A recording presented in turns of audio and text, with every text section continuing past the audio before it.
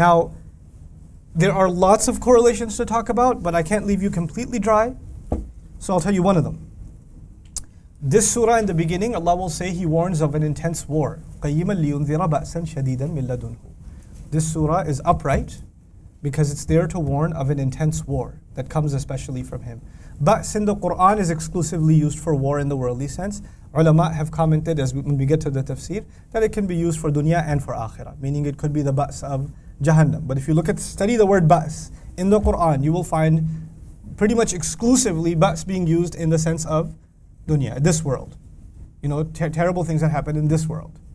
Now when war happens, then everybody should be warned.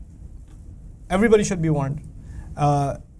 But when war happens, and if Allah says on the one hand, there will be people who are going to be warned because they're going to be punished, not only in this world, but in the next world.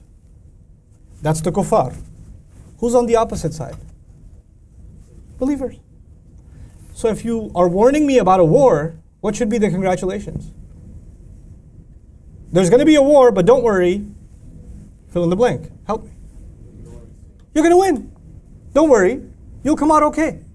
Don't worry. You'll survive. Isn't that what you're expecting?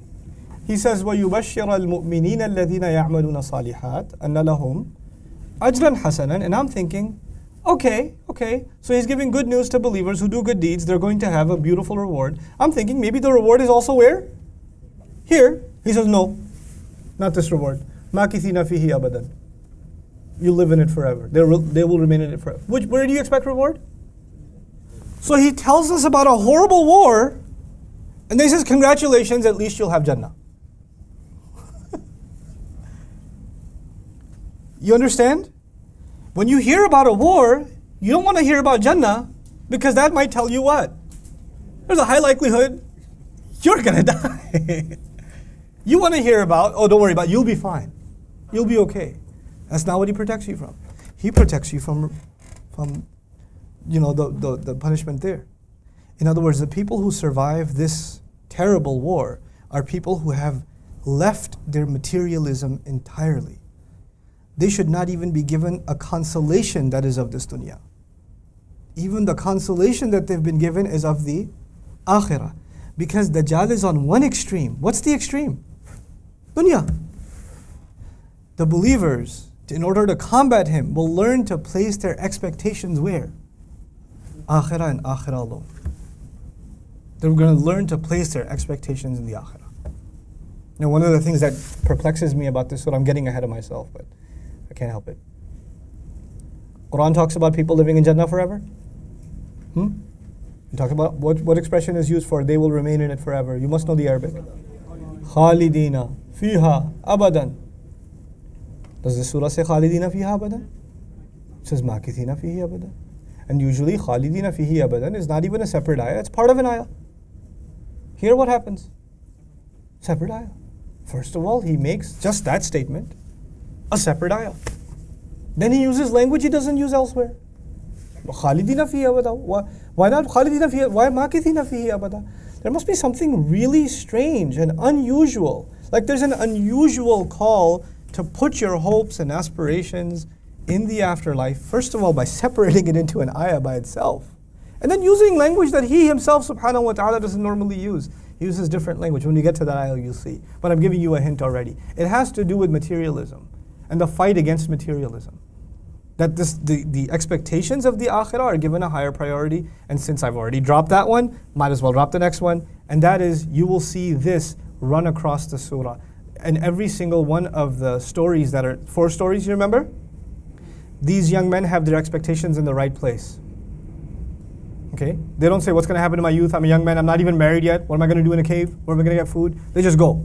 Their expectations are in the right place. It's because false expectations are in this world. Correct expectations are with Allah. Next story is a guy who has a garden, and his false expectations are where? With his garden. The next story is Musa alayhi salam not to have false expectations based on what he sees. There's a deeper reality. Don't realize, this again false expectation. Then the final story is who? Dhul Qarnayn. And Dhul Qarnayn causes or has like victory after victory. And when people are used to victory, then they give a victory speech. And in a victory speech, he's like, I'd like to thank my soldiers who risked their lives. We are number one. Right? What does he say? He gets his victory speech and he says, well, actually, هذا رحمة من ربي. This is an act of love and mercy from my Rabb. فَإِذَا جَاءَ وَعْدُ رَبِّي جَعَلَهُ دَكَّاءَ. All of this victory, when the promise of my Rabb comes, all of this will be crushed. I have no expectations in this victory. You know? Because the only thing that will be forever is the reward that believers get.